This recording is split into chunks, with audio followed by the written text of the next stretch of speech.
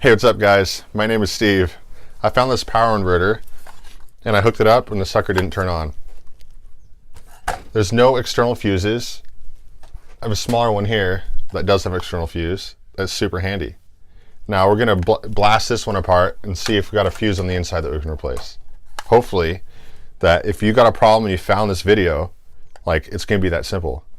I looked all over YouTube and it was just like a whole bunch of crummy videos that didn't really show any simple way to do anything. So we'll see if it's easy.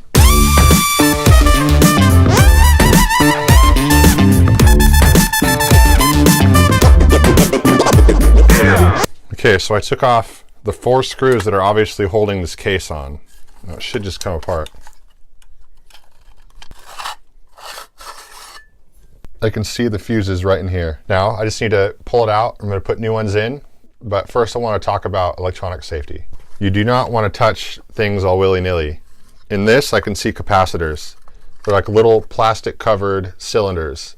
No, they're sort of like batteries. Except for unlike a battery, they don't just drain their energy into whatever is receiving it. They like blast it out all at once. So if you were to touch the wrong things, you could like get a pretty nasty shock. I've never had that happen. I don't do electronics all that often. I mostly do car stuff, which doesn't have a lot of capacitors and stuff like that. But please just use caution. Assume everything will shock you, not to be too afraid or anything. Don't go like risking it. So I'm gonna stick this down there, grab the fuse and don't touch anything else and wiggle them out one by one. And we have this one blown as well. I don't know how this stuff works. There's a lot going on in there. All I want to know is if fuses are going to fix it. So we're going to see what they are. These are 40 amp. I don't think I have any of those. I'm going to put 30 amp ones in there. This is a 30 amp. It tells you how much electricity and force it can withstand before it blows.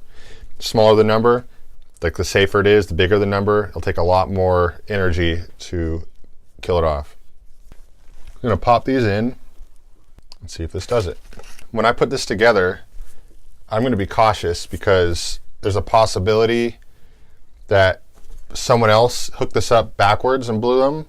Maybe there's an internal component that's bad that I don't know about. I'm not an expert at these electronics. I feel that it's worth the risk putting some fuses in it and seeing what happens. If you have this problem at home and you put it together and it blows the fuses again, which is always a possibility, that means that you either have a unit that there's something wrong with it, or your system is like not wired correctly. We got this thing put back together. I'm going to hook it up and we're going to see if it turns on. All right, I got this thing hooked up. We're going to see if it fires up. We have power. We're going to plug the TV in. All right.